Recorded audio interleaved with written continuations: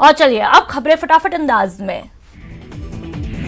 राजस्थान में कोरोना के मामले बढ़ते जा रहे हैं। पिछले 24 घंटे में कोरोना के सबसे ज्यादा 305 नए मामले आए हैं। कुल मरीजों की संख्या 5500 के पार पहुंची। वहीं अब तक 138 लोगों ने जान गंवाई है।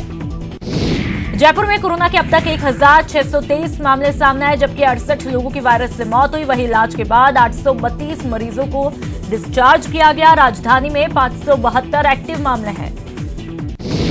जैसलमेर में कोरोना तेजी से फैल रहा है। यहां पर 12 नए मरीज मिले हैं, जिन्हें माहेश्वरी अस्पताल में भर्ती करवाया। इन सभी का अब यहीं पर इलाज होगा। प्रदेश में 3000 लैब टेक्नीशियन के कार्य बहिष्कार से कोरोना जांच का काम प्रभावित हुआ है। ये कार्य बहिष्कार एसएमएस मेडिकल कॉलेज में झड़प के बाद लैब टेक्नीशियन के निलंबन के विरोध में किया गया है। जालोर में कोरोना संक्रमण के 23 नए मामले सामने आए हैं, जिससे जिले में कोरोना संक्रमित व्यक्तियों की कुल संख्या 95 हुई। धौलपुर के राजाखेड़ा इलाके के ग्रामीण इलाकों में 3 कोविड-19 पॉजिटिव पाए जाने से हड़कंप मचा। जिले में कोरोना पॉजिटिव मरीजों का आंकड़ा 27 पहुंचा, जिसे लेकर जिले में सनसनी फैल गई। तीर्थ नगरी पुष्कर के पास ग्राम झूठो की ढाणी में एक व्यक्ति कोरोना पॉजिटिव पाया गया। सूचना मिलते ही मौके पर प्रशासन की टीम मौके पर पहुंची और कोरोना पॉजिटिव को क्वारंटीन किया गया। वहीं आसपास के सभी मकानों को सैनिटाइज भी कराया। बांसवाड़ा में 4 दिन बाद बीती रात और 4 कोरोना पॉजिटिव मरीज पाए गए हैं। संक्रमितों में 2 पुरुष और 1 महिला हेल्थ वर्कर शामिल है। अलवर के राजीव गांधी सामान्य अस्पताल में भर्ती 4 कोरोना मरीजों ने कोरोना से जंग जीती। 4 कोरोना पॉजिटिव मरीजों की रिपोर्ट नेगेटिव आने के बाद उन्हें अस्पताल में डॉक्टरों और शहर विधायक और बीजेपी नेताओं ने फूल देकर के घर भेजा। डूंगरपुर में कोविड नियंत्रण में स्वास्थ्य महकमे की बड़ी लापरवाही सामने है, जिसके तहत मरीज की 16 मई को कोविड पॉजिटिव की रिपोर्ट आई थी, लेकिन विभाग ने 15 मई के रिकॉर्ड के आधार पर उसे डिस्चार्ज किया गया। राज्य सरकार ने लॉकडाउन 4 के लिए नई गाइडलाइन जारी की। नई गाइडलाइन के मुताबिक प्रदेश में कई छूट का ऐलान किया गया। साथ ही साथ कुछ पाबंदी रहेगी। शाम 7 बजे से सुबह 7 बजे तक प्रदेश में कर्फ्यू रहेगा। कहीं भी 5 से ज्यादा लोग इकट्ठा नहीं हो पाएंगे। राजस्थान में सलून और ब्यूटी पार्लर खोलने की इजाजत दी गई, लेकिन इसके लिए सैनिटाइज करने की शर्त रखी है। तो वहीं छोटी दुकानों में 2 से ज्यादा व्यक्ति एक साथ नहीं रहेंगे। बड़ी दुकानों में 5 से ज्यादा व्यक्ति एक साथ नहीं रहेंगे। स्वास्थ्य मंत्री रघु शर्मा ने दावा किया कि कोरोना को लेकर के प्रदेश सरकार बेहद गंभीर है। शर्मा ने कहा कि बाहर से आने वालों को लेकर सरकार ने नियम तय किए हैं और उसका कड़ाई से पालन हो रहा है। मरुथरा के नवजातों को लेकर गहलोत सरकार ने अपना एक और गंभीर वादा पूरा किया। प्रदेश में रक्षा कवच का वितरण शुरू किया। जयपुर में सीएम अशोक गहलोत ने नवजात बालिकाओं को निःशुल्क दिए जाने वाले इंदिरा प्रियदर्शनी बेबी किट वितरण कार्यक्रम की शुरुआत की। हिंडौन के सिंह अस्पताल में कोरोना पॉजिटिव नर्सिंग कर्मी मिला, जिसके बाद में 2 दिन के लिए हिंडौन शहर को पूरी तरह से बंद रखने के आदेश जारी किए। सोमवार को हिंडौन में दूध, सब्जी, किराना सहित सभी दुकानें और व्यापारिक संस्थान पूरी तरह बंद रहे। कोटा में बढ़ रहे कोरोना के पॉजिटिव मरीजों के आंकड़ों के साथ में सैंपल का आंकड़ा भी 1000 के पार हुआ। एक दिन में 1255 सैंपलों की जांच हुई, जिसमें से 3 नए कोरोना पॉजिटिव मामले और सामने आए हैं। बाड़मेर में लगातार बढ़ रहे कोरोना संक्रमण को रोकने के लिए शहर के 2 वार्डों के इलाके में कर्फ्यू लगाया। ऐसे में आम लोगों को आवश्यक घरेलू सामग्री की आपूर्ति को पूरा करने के लिए जिला प्रशासन की तरफ से नई व्यवस्था लागू की गई। केंद्रीय मंत्री गजेंद्र सिंह शेखावत ने गहलोत सरकार पर निशाना साधा। उन्होंने कहा कि राजस्थान सरकार एनओसी दे देती तो 100 ट्रेनों की व्यवस्था प्रवासियों के लिए कर देता।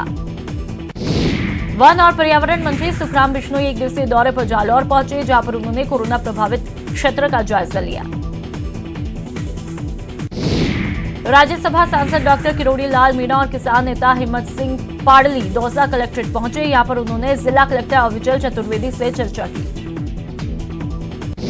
कृषि मंत्री लालचंद कटारिया ने टिड्डी नियंत्रण के साथ ही खरीफ आदान व्यवस्था और प्रधानमंत्री फसल बीमा योजना की समीक्षा की। वीडियो कॉन्फ्रेंसिंग के माध्यम से की गई समीक्षा में प्रमुख सचिव नरेश पाल गंगवा समेत अन्य अधिकारी जुड़े।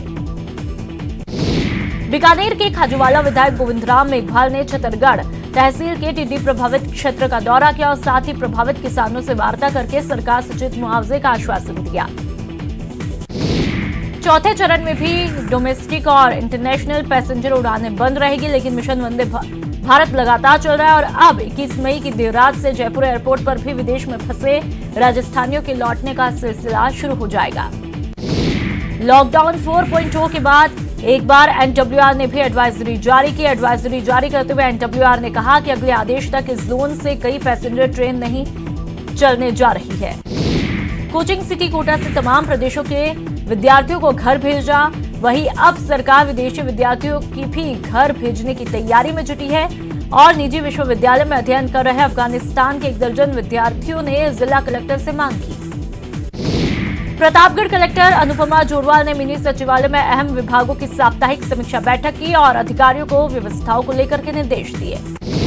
राजस्थान पशु चिकित्सा और पशु विज्ञान विश्वविद्यालय बीकानेर की स्थापना के 10 साल पूरे हुए, जिसको लेकर शताब्दी समारोह का आयोजन किया गया, जिसमें राज्यपाल कलराज मिश्र ने राजभवन से ऑनलाइन संबोधन किया। कोटा में भी लॉकडाउन के दौरान जरूरतमंदों तक खाद्य सामग्री पहुंचाने का सिलसिला जारी है। यूडीएच मंत्री शांति धारीवाल के आह्वान पर जगहों पर भोजनशालाओं का आयोजन किया गया। सवाई माधोपुर के गंगापुर सिटी में विधायक रामकेश मीणा के नेतृत्व में उपखंड क्षेत्र के सरपंचों की बैठक हुई, जिसमें सभी सरपंचों को कोरोना से बचाव रखने के लिए जागरूक किया गया।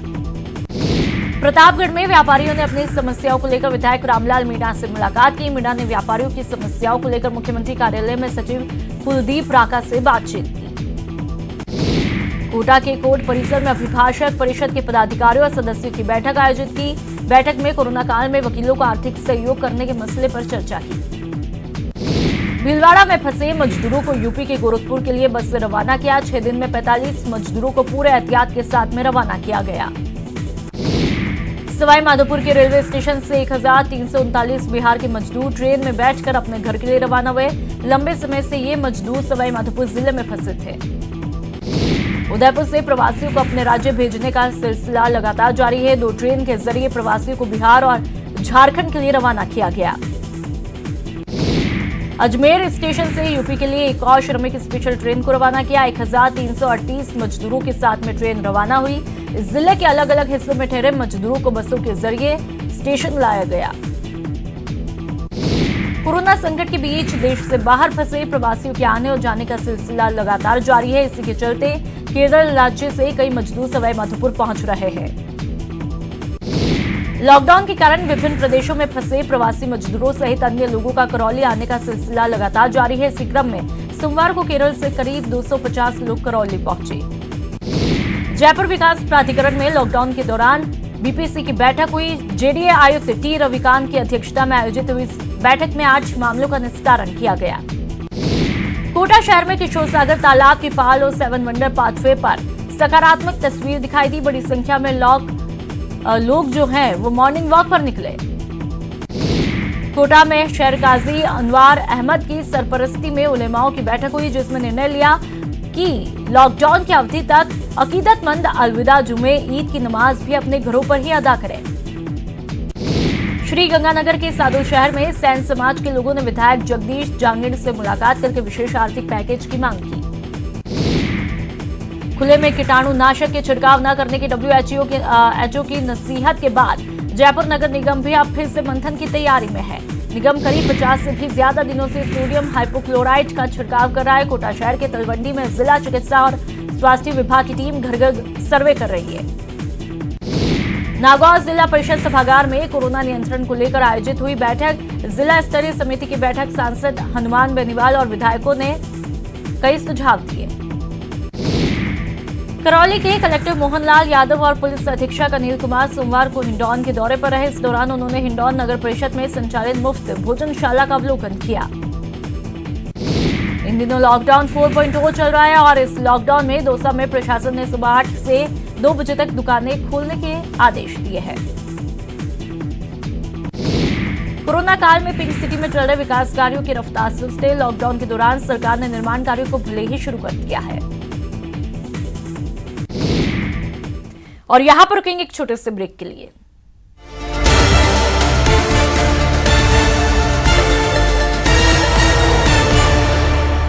इस न्यूज हेडलाइंस के प्रायोजक सच्ची सहेली, महिलाओं के लिए सबसे भरोसेमंद औषधि एवं tonic.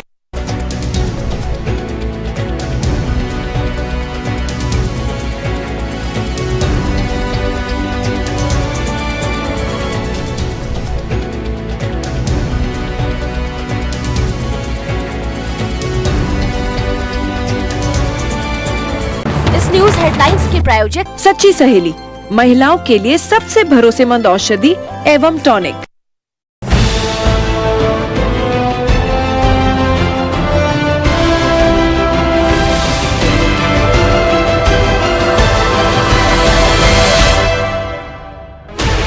Sixteen channels, 15 languages, 26 states, 1200 plus reporters, 66.9 crore viewers. India's largest news network, News 18 Network.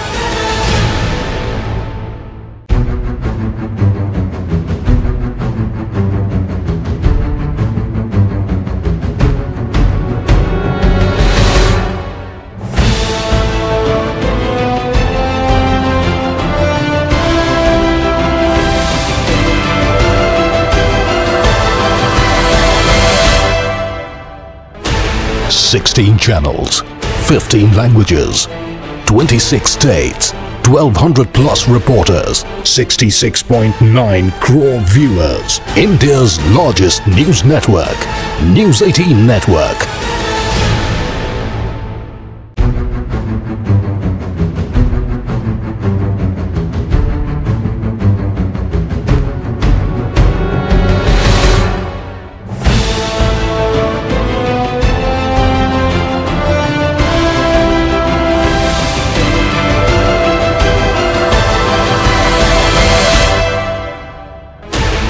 Sixteen channels, 15 languages, 26 states, 1200 plus reporters, 66.9 crore viewers. India's largest news network, News 18 Network.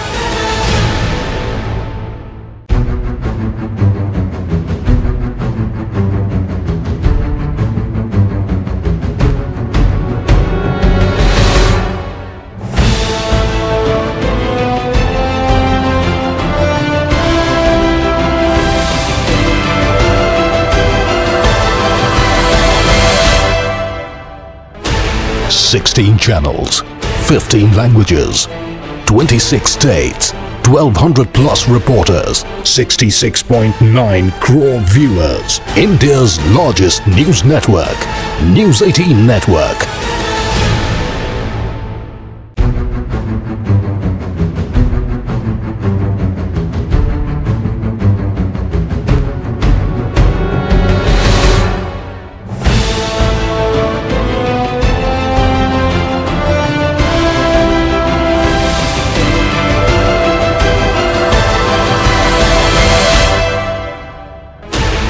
Sixteen channels, 15 languages, 26 states, 1200 plus reporters, 66.9 crore viewers. India's largest news network, News 18 Network.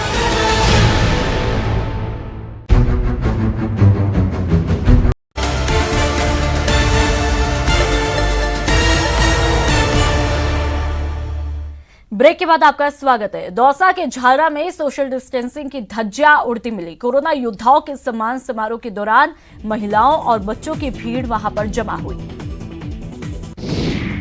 Corona महामारी के बीच भरतपुर में कर्मवीर सफाई कर्मियों का अतिरिक्त जिला collector ने पुरस्कार से नवाजा। लुपिन संस्था की तरफ से आयोजित कार्यक्रम में सफाई कर्मियों पर पुष्प वर्षा करके अभिनंदन किया। भरतपुर में जब पीड़ित महिला नर्स कोरोना को मात देकर स्वस्थ होकर पहुंची तो कोरोना योद्धा का फूल मालाओं से स्वागत किया गया।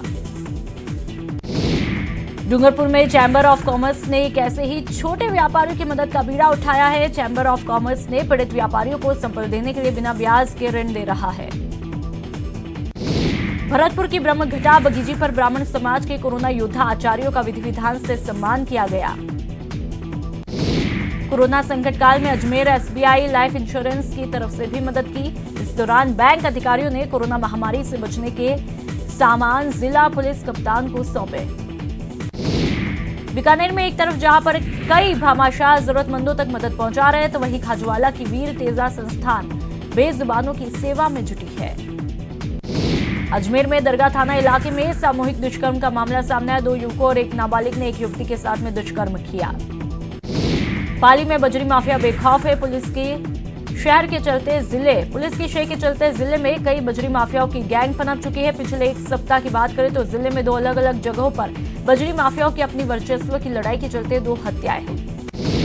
दौसा में लॉकडाउन के दौरान हाईवे पर अवैध वसूली का वीडियो वायरल हुआ। वीडियो में परिवहन विभाग सुरक्षाकर्मी ट्रक ड्राइवर से पैसे ले रहा है। दौसा में देशी शराब के साथ एक आरोपी को गिरफ्तार किया। आरोपी से 10 लीटर देशी शराब बरामद की।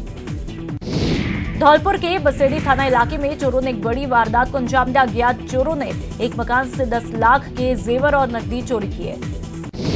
बीकानेर की खाजूवाला अनाज के टीन शेड में व्यापारियों और एफसीआई के माल रखने से किसानों को परेशानियों का सामना करना पड़ रहा है। कोटा में एक दुकान में तोड़फोड़ का मामला सामने आया। कचौरी की दुकान में तोड़फोड़ करने का आरोप अनंतपुरा थाने के 2 पुलिसकर्मियों पर लगा है। पुलिस वालों ने पैसे मांगने पर तोड़फोड़ और मारपीट की। राजसमंद के नाथद्वारा में युवक ने खुद को आग लगा के आत्महत्या की। फिलहाल आत्महत्या के कारणों का पता नहीं चल पाया। झुंझुनू के सूरजगढ़ की सीएचसी में इंसानियत शर्मसार होने की घटना सामने आई, जहां पर कुएं में गिरी महिला के शव के पोस्टमार्टम के परिजनों को घंटों तक चक्कर लगाने पड़े। नागौर के क्वारंटीन सेंटर पर अज्ञात कारणों से एक शख्स की संदिग्ध मौत हुई, जिससे रिया उपखंड क्षेत्र में बनाए गए क्वारंटीन सेंटर में हड़कंप मचा। पाली में श्रमिक नेता रामनाथ सिंह की जेल में तबीयत बिगड़ने के बाद उनकी मौत हुई। कोटा की भामाशाह मंडी के पीछे एक व्यक्ति का शव मिलने से हड़कंप मचा। मृतक बुजुर्ग व्यक्ति बताया जा रहा है। फिलहाल मृतक की शिनाख्त नहीं हो पाई। कोटा के एरोड्रोम सर्किल पर ओवरब्रिज अंडरपास बनाने की खुदाई के दौरान अभय कमांड सेंटरों को जोड़ने वाली समेत कई केबल क्षतिग्रस्त हुई। धौलपुर के NH3 पर मोहन ढाबा के सामने अज्ञात वाहन ने बाइक को टक्कर मारी। हादसे में बाइक सवार युवक की मौके पर मौत हुई।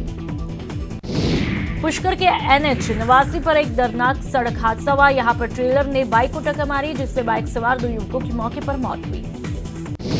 बीकानेर के भेलू गांव में एक पिकअप अनियंत्रित होकर पलटा, जिससे एक महिला की मौत हुई। लॉकडाउन के बीच सरकार ने बेरोजगारी कम करने को लेकर बड़ा फैसला किया। स्वास्थ्य विभाग ने नर्सिंग एवं पैरामेडिकल भर्तियां डिप्लोमा के आधार पर शुरू की। सरदार शहर में गर्मी के साथ ही पानी की समस्या का संकट गहराने लगा है। कस्बे के वार्ड 36 और 37 के लोग वार्ड में पानी की समस्या को लेकर आपड़ी योजना के दफ्तर पहुंचे।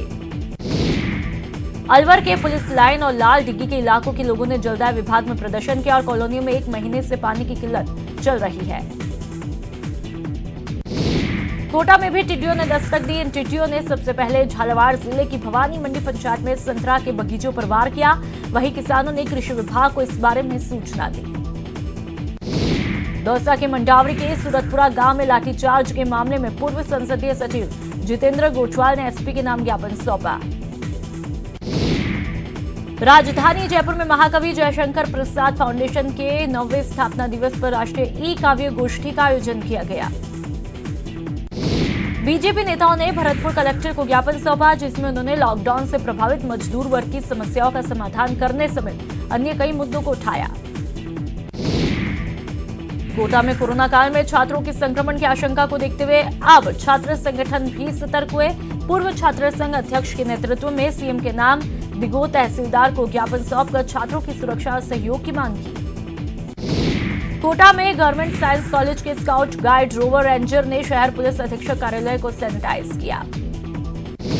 करौली से आमजन और प्रशासनिक अधिकारियों को बचाने के लिए जिला केमिस्ट एसोसिएशन ने अनूठी पहल की। जिला केमिस्ट एसोसिएशन ने अस्पताल, कलेक्ट्रेट, एसपी ऑफिस समेत 5 जगहों पर touchless automatic hand sanitizer machine लगाई। भरतपुर की कामा नगरपालिका प्रशासन की घोर लापरवाही सामने आई। कामा पालिका प्रशासन की तरफ से कस्बे में नालों की सफाई के दौरान सफाई कर्मियों को मास्क और सुरक्षा के कोई भी इंतजाम उपलब्ध नहीं कर पाया।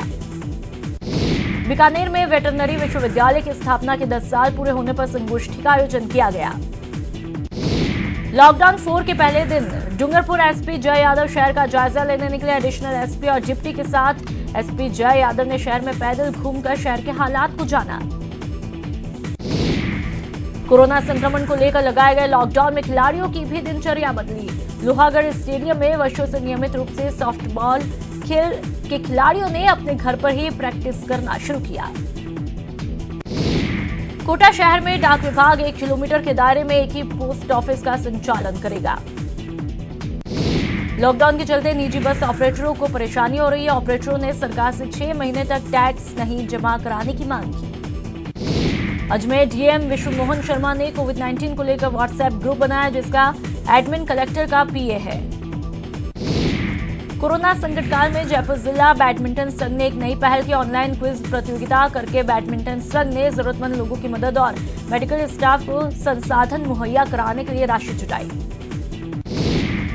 चूरू में 43 डिग्री गर्मी के बीच गौशालाओं के लिए राहत की खबर। जिले की 70 गौशालाओं के लिए 4 करोड़ रुपए का अनुदान जारी किया। सरकार ने चूरू के किसानों को बड़ी राहत दी। पीएम फसल बीमा योजना में 1,78,520 किसानों को 204 करोड़ 37,98,253 रुपए बीमा क्लेम मिलेगा। और इस बुलेटिन में फिलहाल इतना ही। नमस्कार।